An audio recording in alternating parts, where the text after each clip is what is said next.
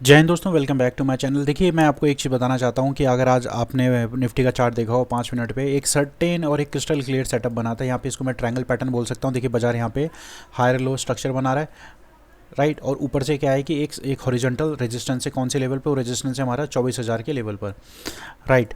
और इस पैटर्न को क्या बोलते हैं? यहाँ पे एक प्रेशर बिल्डअप हो रहा था।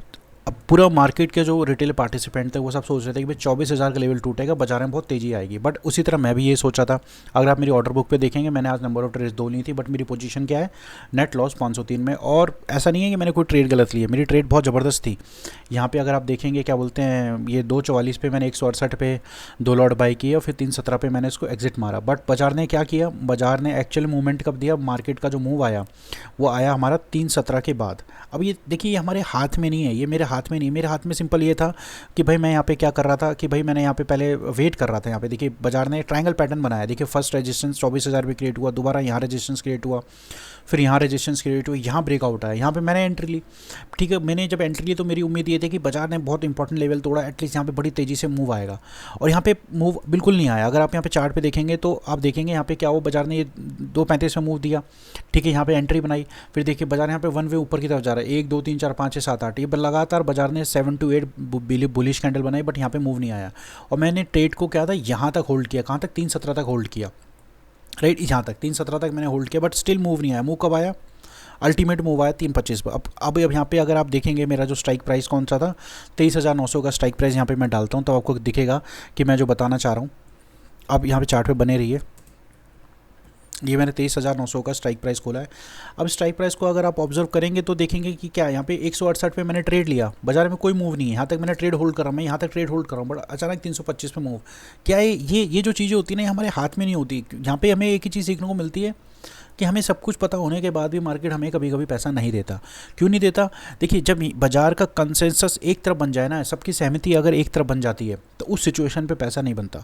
यहाँ पे सहमति क्या थी कि बाजार एक इंपॉर्टेंट लेवल के ऊपर खुल रहा है। कौन से लेवल के ऊपर खुल रहा है मैं आपको बता देता हूँ। चार्ट पे, 1 घंटे के चार्ट पे आप देखेंगे, सब ये बड़ा क्लियर था यहाँ पे कि भाई 23,860 के ऊपर अगर मार्केट निकलेगा तो बाजार में एक ज़बरदस्त मोमेंटम देखने को मिलेगा। बट आज हुआ कि 23,860 के ऊपर खुलता कहाँ है? बाजार गैप अप खुलता है 23,940 के ऊपर। जब 940 के ऊपर यहाँ पे ऑलरेडी 23,860 के प्राइस के ऊपर जब बाजार खुल रहा है, ठीक है, और उसके बाद क्या कर रहा था, अगला लेवल यहाँ पे क्या हुआ, 23,860 के बाद नेक्स्ट लेवल हमारा क्या है? रेजिस्टेंस का 24,000 एक साइकोलॉजिकल जोन था, राइट। उसी साइकोलॉजिकल जोन में बाजार ने बार बार रेजिस्टेंस फेस किया। अगर आप इसके ऑप्शन चॉइन देखेंगे तो 24,000 पे ज़बरदस्त कॉल राइटिंग हो रखी थी। आई थिंक जब मैं सुबह मॉर्निंग में ट्रैक कर रहा था तब 260 लैक्स कॉल राइटिंग हो रखी थी और 160 लैक्स पुट राइटिंग हो रखी थी। मतलब ज़बरदस्त यहाँ पे रेजिस्टेंस फेस कर रहा था 24,000 का। क्यों? 24,000 एक साइकोलॉजिकल लेवल है और 23,860 के ऊपर ट्रेड कर रहा है।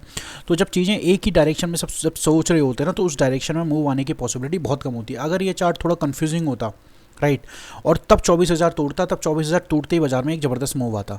बट क्या था कि अब सेटअप बना है, प्राइस एक्शन बना है, तो हम ट्रेड करेंगे, बट हम यहाँ पे कितना ही होल्ड कर सकते थे। तो मैंने 244 पे एंट्री बनाई और 317 पे ट्रेड को मैंने एग्जिट मार दिया। तो उस सिचुएशन पे फिर यहाँ पे क्या होगा, सेटअप भी बना, प्राइस एक्शन भी बना, हमारे हिसाब से भी बना, बट अल्टीमेट क्या होगा, खाया पिया कुछ नहीं और ग्लास थोड़ा बाहर आना, जैसे कि आप यहाँ पे चार्ट पे देख सकते हैं। बट यहाँ पे सीखने को ये मिलता है कि सिचुएशन कैसी भी हो, हमें अपने एक प्रोसेस को फॉलो करना है। प्रोसेस क्या है कि भाई हमारा सेटअप बन रहा है, डे चार्ट का एनालिसिस करो, सेटअप का प्रोसेस बन रहा है, वहाँ पे स्टॉप लॉस देखो, फिर टारगेट का वेट करो। टारगेट नहीं आता है, टारगेट 1:1 भी हो सकता है, 1:1.5, टारगेट कुछ भी हो सकता है, बट आपका एसएल फिक्स होना चाहिए, राइट। इस तरह आप ट्रेड करते रहिए। आपको वीडियो अच्छी लगी हो तो मेरे चैनल को लाइक, शेयर एंड सब्सक्राइब करना ना भूलें। मैं आपको एक बार डे चार्ट के ऊपर थोड़ा सा डिस्कशन कर देता हूँ। देखिए, डे चार्ट से पहले मैं 1 आवर का चार्ट यहाँ पे खोल रखा है। हम यहाँ पे डिसाइड कर रहे थे कि बाजार इस जोन के ऊपर निकलेगा तो हमें कंफर्टेबल अगर क्लोज देता है तो मार्केट हमें ऊपर के लेवल दिखा सकता है। जिस तरह आज बाजार ने हमें ऊपर का मूव के ऊपर ये ब्रेकआउट दे दिया। देखिए, कल है एक्सपायरी, कल कुछ भी हो सकता है, बाजार ऊपर नीचे दोनों तरफ बिहेव कर सकता है, या फिर हो सकता है बाजार ट्रेंडिंग में हो।